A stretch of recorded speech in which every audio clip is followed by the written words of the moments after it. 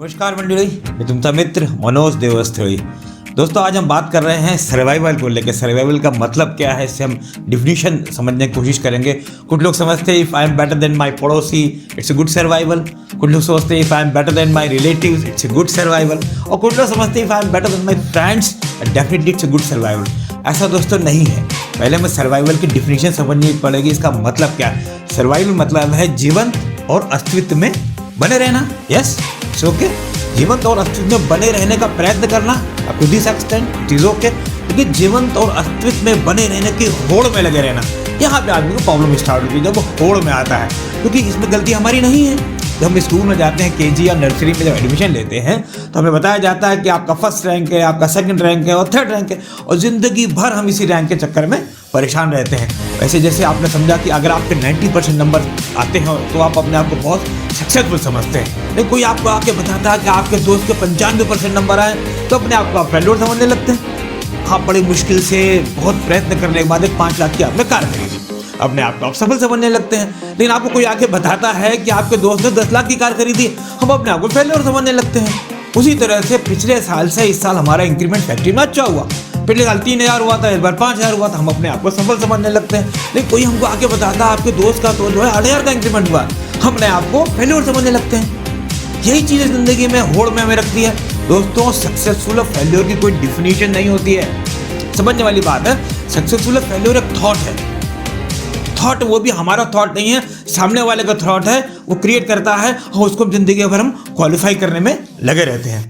एक थॉट दोस्तों और भी है जो हम खुद क्रिएट करते हैं, वो सेटिस्फैक्शन का। या जितने हम सेटिस्फैक्शन का थॉट क्रिएट करेंगे और उसको हम क्वालिफाई करेंगे, हमारी ज़िंदगी बहुत सारी प्रॉब्लम सॉल्व हो जाएगी। कंटिन्यूअल इंप्रूवमेंट जरूरी है। यस, लाइफ में कंटिन्यूअल इंप्रूवमेंट होना चाहिए। अगर 90% नंबर आया तो अगले साल 92% का ट्राई करना चाहिए डेफिनेटली। और इस चीज़ का ध्यान रखना चाहिए कि एम्बिशन होना भी अच्छी बात है। लेकिन दोस्तों, जो लोग सक्सेसफुल होते हैं वो मास्टर हो सकते हैं, लेकिन जो सेटिस्फैक्शन वाले आदमी होते हैं वो लीजेंड कहलाते हैं। वो जो मर्यादा भगवान पुरुषोत्तम राम को जो मर्यादा कहलाते हैं, मर्यादा पुरुषोत्तम राम, क्योंकि वो सेटिस्फाई रहे। जब उनको कैकेयी के माता की तरफ से एक वो दिया था कि जंगल 14 साल का उनको वनवास, और पिताश्री उनको बताया, तो माता श्री के पास गए हैं, कौशल्या माँ के पास, उन्हें पैर छुए। उन्होंने बोला कि माता मुझे आज्ञा दो, मुझे पिताजी ने 14 वर्ष के लिए जंगल का राजा बनाया है। हाउ सेटिस्फाइड इस बात, और जंगल का राजा बनाया, मुझे बहुत सारे काम करने हैं, मुझे जाने दीजिए। ये सेटिस्फैक्शन लेवल है। और उसके बाद में उनके पिताजी ने बोला कि आप घोड़े ले जाएं, सेना ले जाएं, लेकिन वो नहीं ले गए। उन्होंने कहा मैं अपनी सेना खुद बनाऊंगा। उन्होंने लीडरशिप क्वालिटी दिखाई और हर जगह जहाँ गए और लोगों को जीतते चले गए। तो लीडरशिप क्वालिटी है। तो सेटिस्फाई थे, उन्होंने हर चीज़ का इंतजाम खुद किया। मैनेजर मत बनिए, लीडर बनने की कोशिश कीजिए। मैनेजर क्या है, आपको सारे संसाधनों का अवेलेबल करा दिया जाए, फिर तो कोई भी रन कर सकता है शो को। मेरा कहने का मतलब है खुद संसाधनों को खुद अरेंज करिए और फिर जंग को जीतिए। You have to fight your own battle. फिर देखिए चेंज लाइफ में क्या आता है। तो सक्सेसफुल आदमी जो है मास्टर हो सकता है, लेकिन सेटिस्फाइड आदमी लीजेंड कहलाता है दोस्तों। तुलसीदास जी ने रामचरितमानस में भी हर जगह लिखा है, हनुमान चालीसा में लिखा है, मन क्रम वचन ध्यान उजल आवे, सोई अमित जीवन हल पावे। मन क्रम वचन तीनों चीज़ जब एक प्लेटफॉर्म पे आएंगी तभी आप अपनी जंग आप जीत सकते हैं। ऐसा नहीं कि मन में कुछ और चल रहा है और काम में कुछ और चल रहा है और वचन में कुछ और चल रहा है। So according to this, what is the definition of yoga?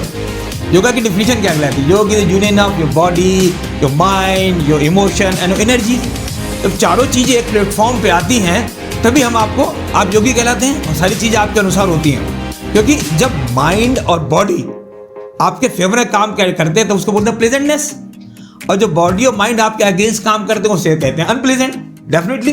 तो जब चारों चीज़ें एक तरफ आती हैं, समझिए इस बात को कि when body is pleasant you can call it health, your body is too pleasant you can call it pleasure, when your mind is pleasant you can call it joy, your mind is too pleasant you can call it peace, when your energy is pleasant you can call it bliss.